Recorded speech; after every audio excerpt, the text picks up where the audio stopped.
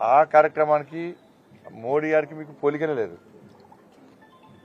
ఇప్పుడు మీ ఏం చేసిండు, యాదాద్రి లోపల ఫోటో పెట్టుకున్నాడు.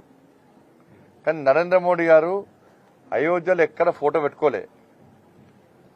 మీరు యాదాద్రి దేవస్థానం పేరుతోని జాగలు కొని రియల్ ఎస్టేట్ వ్యాపారం చేశారు. నరేంద్ర మోడీ గారు అయోధ్య చుట్టుపక్కల ఎక్కడ జాగలు కొనలే. నువ్వేం మాట్లాడినావు, యాదాద్రి దేవాలయం ద్వారా నెలగా సంవత్సరానికి ₹1,00,00,000 ఇస్తానని చెప్పి వ్యాపార కేంద్రంగా మార్చే ప్రయత్నం చేశారు. అయోధ్య ద్వారా ఆదాయం వస్తుందని చెప్పి ఎక్కడ నరేంద్ర మోడీ గారు చెప్పలే. మీరేం చేశారు, జిఆర్ స్వాముల వారిని యాదాద్రి దేవస్థానం ప్రతిష్ట కంటే ముందు మాత్రం మొత్తం వాడుకున్నారు, మంచోడన్నారు. కానీ యాదాద్రి దేవాలయ ప్రాణ ప్రతిష్ట కార్యక్రమాన్ని కనీసం పిలవకుండా అవమానపరిచారు. కానీ నరేంద్ర మోడీ గారు ఎక్కడ సాధు సంతులు అవమానపరచలే. ఇవాళ అయోధ్య, అసలు మీరు అయోధ్యలో రామాలయ నిర్మాణాన్ని సమర్థిస్తారా సమర్థించారా? కాంగ్రెస్ పార్టీ అని బీఆర్ఎస్ పార్టీ అని స్పష్టం చేయాలి. అయోధ్యలో రాముడు జన్మించని చెప్పి మీరు నమ్ముతారా నమ్మరా? కాంగ్రెస్ పార్టీ వాళ్ళు బీఆర్ఎస్ పార్టీ వాళ్ళు స్పష్టం చేయాలి. ఈ రెండు పార్టీలు ఒక్కడై ప్రజల్లో అయోధ్య రామాలయ యొక్క ఆ కార్యక్రమానికి ప్రజల నుంచి వస్తున్న స్పందన చూసిన తర్వాత ఈ రెండు పార్టీలు ఒక్కటై ఇలా వివాదాస్పదం చేసే ప్రయత్నం చేయడం ఇంతకంటే సిగ్గుచేటు ఇంకోటి కాదు. ఇది భారతీయ జనతా పార్టీకి సంబంధించిన కార్యక్రమం కాదు. క్షేత్రస్థాయిలో అన్ని పార్టీల నాయకులు, అన్ని పార్టీల కార్యకర్తలు ఈ కార్యక్రమంలో పాల్గొంటున్నారు. వారే స్వయంగా ప్రతి ప్రజాప్రతినిధి పాల్గొంటున్నారు. అక్షింతలు ఎక్కడికైతే రాలేదో రోడ్ల మీదకి ధర్నాలు చేసే పరిస్థితి వచ్చింది. ఒక ప్రాంతంలో ముస్లిం మతానికి సంబంధించిన వ్యక్తి కూడా అక్షింతల కార్యక్రమంలో పాల్గొన్న విషయాన్ని ఈ రెండు పార్టీల నాయకులు గమనించాలి. మీ కార్యకర్తల ఆలోచన కూడా మీరు స్వీకరించే స్థితిలో లేరు. ఇలా కాంగ్రెస్ అధినాయకత్వం అంటే మీరు దేనికి పోతారు? ఇలా అదే బాబరీ మసీదు ప్రారంభం అంటే పోకపోతారా మీరు? మీ ఆలోచన ఏంది? కాబట్టి మంచిగా జరిగేటువంటి కార్యక్రమాన్ని, రాజకీయాలకు అతీతంగా జరిగే కార్యక్రమాన్ని, ఒక ధార్మిక కార్యక్రమాన్ని వివాదాస్పదం చేసి ప్రజల లోపల అయోమయం సృష్టించే ప్రయత్నం చేస్తే దాన్ని ప్రజలు హర్షించారు. ఎక్కడ భారతీయ జనతా పార్టీ తిరిగాల మీరు? ఇప్పుడు ఏమన్నారు, మీరు కటౌట్ పెట్టుకుని వద్దన్నారా? ఇప్పుడు అక్షింతల కార్యక్రమంలో బీఆర్ఎస్ తిరుగుతున్నారు, కాంగ్రెస్ తిరుగుతున్నారు, కమ్యూనిస్టులు కూడా తిరుగుతున్నారు. ఏమైనా ఆపిర్రా ఎవరైనా? ఇవాళ కాంగ్రెస్ అధినాయకత్వాన్ని ఆ ట్రస్ట్ వాళ్ళు పిలిచిరు కదా ప్రాంత పరిషత్ కార్యక్రమానికి. ఎందుకు పోలే? పిలువ కూడా పిలవలేదంటారు. పిలిచి ఎందుకు పోతలేరు?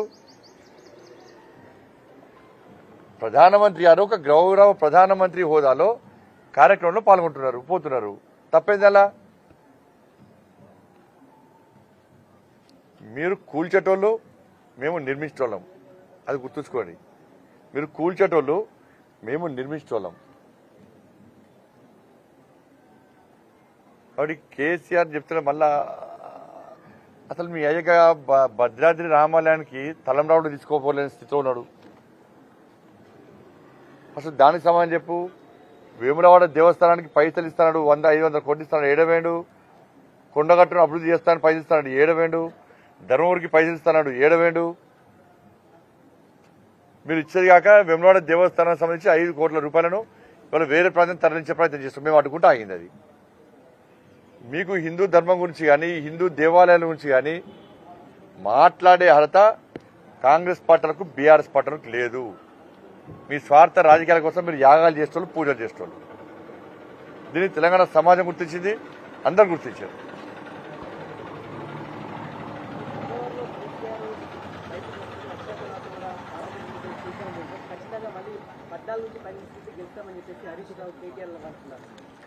బయటికి వస్తేనే పడుచుకోవాలి, లోపల ఉండి పడుచుకోండి. కేసీఆర్ గురించి వాళ్ళు మాట్లాడుస్తారు. ఎలా చెప్పు. కేసీఆర్ జనం మర్చిపోయారు. బయట తిరిగితే ఎన్ని గెలిచినాయి? కేసీఆర్ బయట లోపల కేసీఆర్ గురించి పట్టించుకునే వ్యక్తులు లేరు. ఇవాళ బీఆర్ఎస్ పార్టీ తెలంగాణ గురించి మాట్లాడే అర్హత కోల్పోయింది.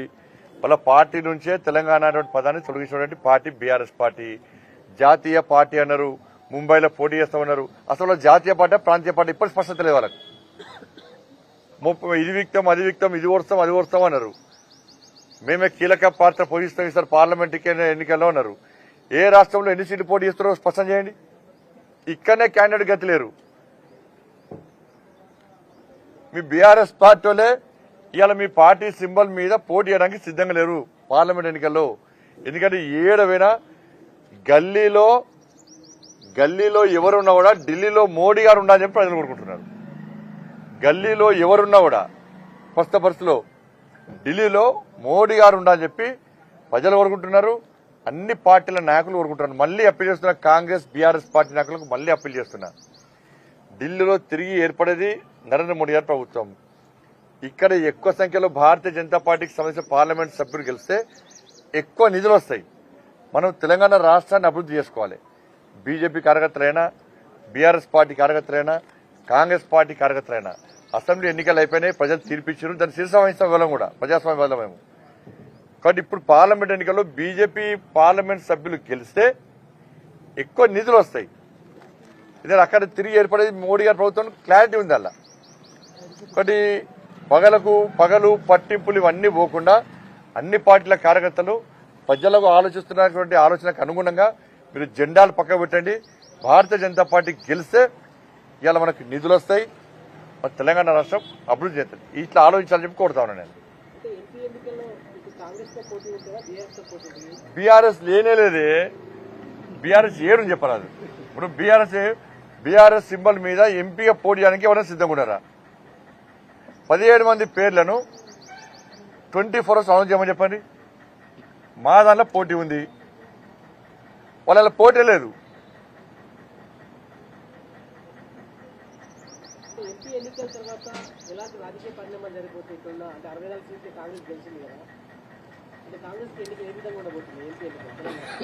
ఎంపీ ఎన్నికల్లో పూర్తి స్థాయిలో భారతీయ జనతా పార్టీ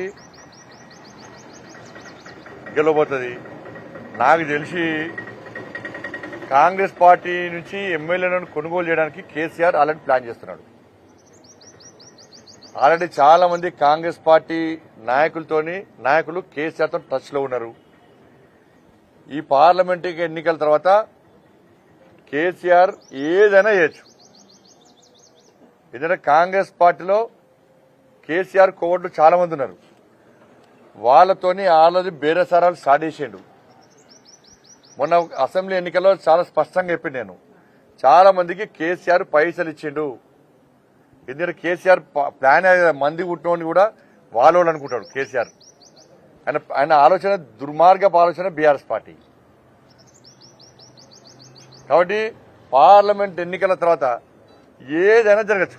కేసీఆర్ మూర్ఖత్వపు ఆలోచన వల్ల, కేసీఆర్ కుట్రల వల్ల ఏదైనా జరగదు. కేసీఆర్ కు ప్రజాస్వామ్యం మీద నమ్మకం లేదు, రాజ్యాంగం మీద నమ్మకం లేదు, చట్టాలంటే గౌరవం లేదు, తోటి మనిషి అంటే కనీసం విలువ ఉండదు ఆయనకు కుటుంబానికి.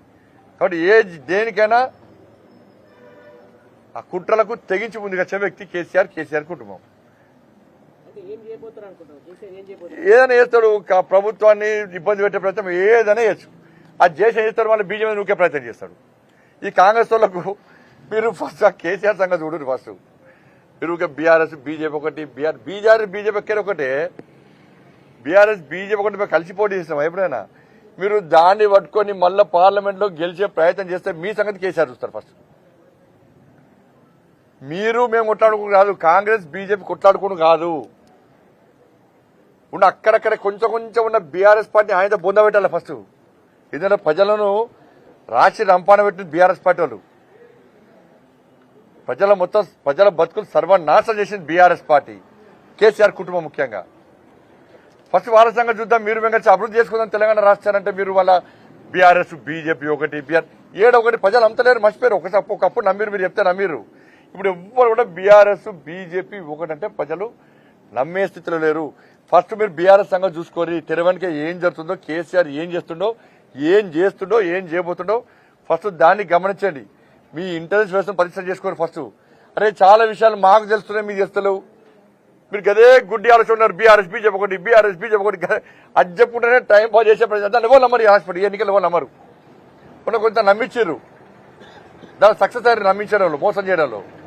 ఇప్పుడు నమ్మరు, ప్రజలు నమ్మరు. ఇప్పుడు ప్రజలు తెలంగాణ రాష్ట్ర అభివృద్ధి కోరుకుంటున్నారు.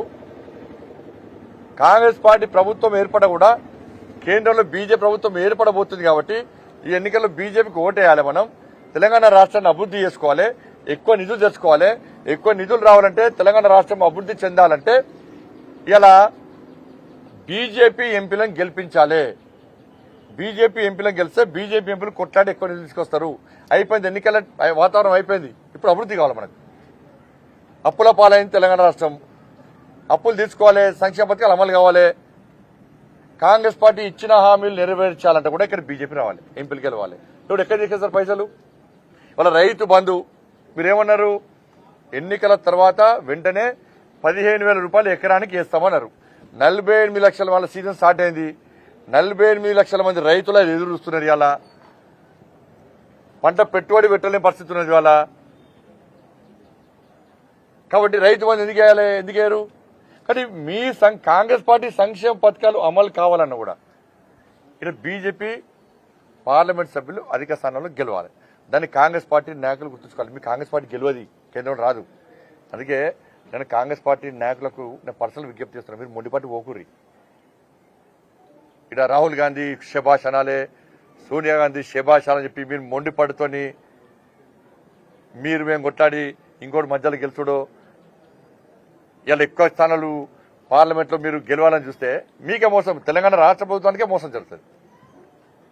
దాన్ని గుర్తుంచుకోవాలి. మీరు మొండిపాటు పక్క పెట్టండి. ఇలా ఇక్కడ బీజేపీ గెలవాలని కోరుకోరు. మీరు గెలిస్తేనే మీరు రాష్ట్రంలో అధికారులు ఉంటారు, అభివృద్ధి మనం చేసుకుంటాం. అభివృద్ధి ద్వారా మేము కూడా సహకరిస్తాం.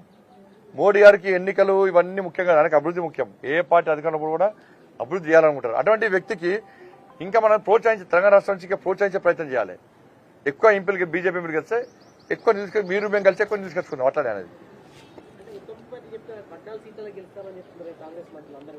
ఇప్పుడు బీఆర్ఎస్ వాళ్ళు 17 సీట్లు గెలుస్తామంటున్నారు, కాంగ్రెస్ వాళ్ళు 14 సీట్లు గెలుస్తామంటున్నారు. మేము 14 సీట్లు, ఎన్ని ఉన్నాయి సీట్లు? 17 సీట్లే ఉన్నాయి. ఇవన్నీ కలిస్తే 50 దాడుతున్నాయి వాళ్ళ. కాబట్టి నేను మళ్ళీ చెప్తున్నా, ప్రజలు ఏం కోరుకుంటారు అంటే గల్లీలో ఎవరు కూడా ఢిల్లీలో మోడీ గారు ఉండాలి ఈ దేశం కోసం. ఇది ప్రజల ఆలోచన, ప్రజల విధానం, ప్రజల నినాదం. సుస్థిరంగా ఉండాలని కోరుకుంటున్నాను నేను. మేము ప్రభుత్వాలను కూల్చేటువంటి ఆలోచన మాకు ఉంటుంది. అటువంటి కుట్ర మాకు తెలియదు. కేసీఆర్ విషయంలో కొంచెం జాగ్రత్తగా డేగా కంతం చూడాలంటున్నాను నేను. కేసీఆర్ కామన్ అంటే కుట్రలు చేస్తాడు,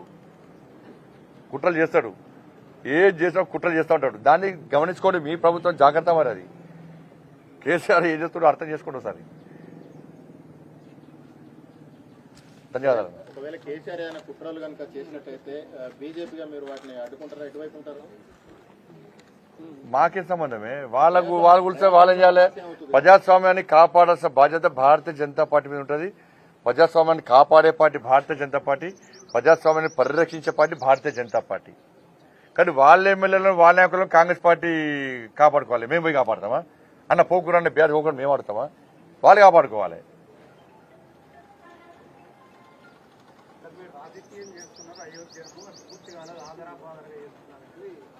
అన్న మంచి ముహూర్తం చూస్తాము, గృహప్రవేశం చేస్తాం.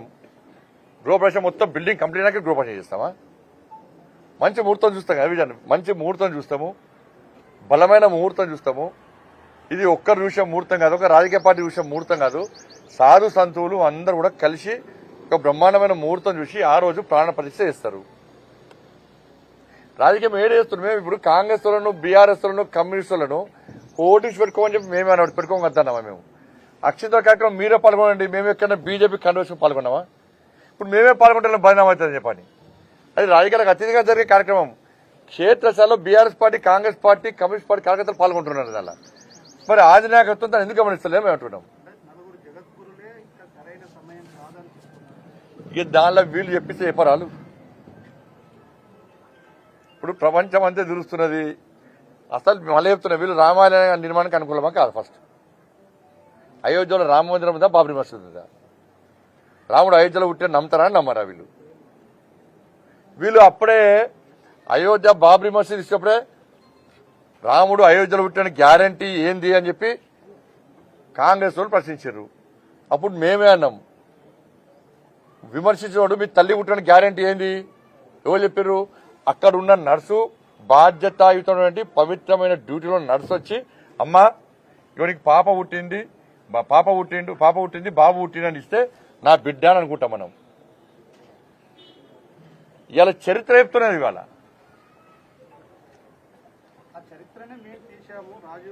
మరి తీస్తే ఎందుకు వస్తలేరు మీరు? మరి బాబరీ మసీద్ కూల్చిపోతే తప్పు అని ఎందుకన్నారు మీరు? రామాలయ నిర్మాణ కార్యక్రమాన్ని ఎందుకు వ్యతిరేకించారు మీరు? ఎందుకు విమర్శలు చేశారు? ఇవాళ అయోధ్య రామాలయ మీరే చరిత్ర రాశారు కదా, మరి రామాలయ నిర్మాణ ప్రాణ ప్రతిష్ఠ కార్యక్రమానికి ఎందుకు హాజరైతలేరు? ఇది భారతీయ జనతా పార్టీ కార్యక్రమం కాదు. భారతీయ జనతా పార్టీ కార్యక్రమం మీరు వెళ్ళకపోతుంది కదా. అన్ని పార్టీలు అన్ని మతాలు అందరూ వస్తున్నారు దానికి. గౌరవ సుప్రీంకోర్టు అయోధ్య రామాలయ విషయంలో తీర్పు ఇచ్చిన రోజు ఈ మూర్ఖత్వం కాంగ్రెస్ పార్టీ ఈ దేశంలో విధ్వంసం జరగాలని కోరుకున్నది. ఈ దేశంలో విధ్వంసం జరగాలని కోరుకున్న పార్టీ కాంగ్రెస్ పార్టీ. కానీ ప్రజలు ప్రశాంతమైన వాతావరణంలో ఉన్నారు ఆ రోజు. దాన్ని భరించలేకపోయింది కాంగ్రెస్ పార్టీ, సహించలేకపోయింది కాంగ్రెస్ పార్టీ. ధన్యవాదాలు.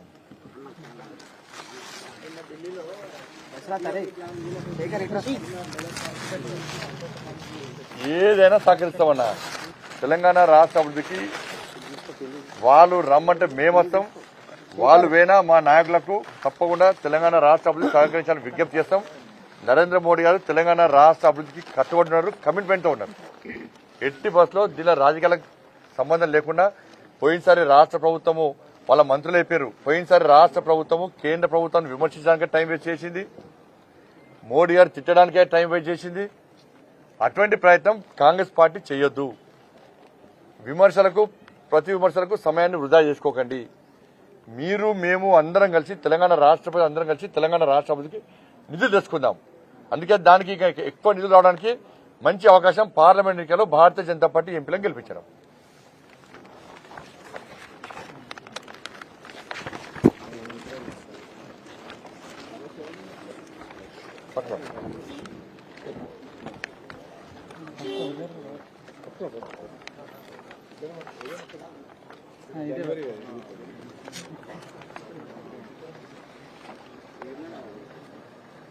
చలో వచ్చిందా వచ్చిందానే మనకి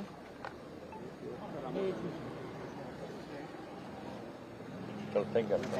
ఏనా ఇంకేనా వీడియో ఏ రాగా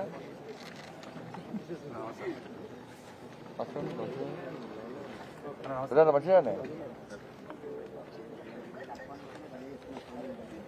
విజయాలు ఎక్కడ వచ్చారు?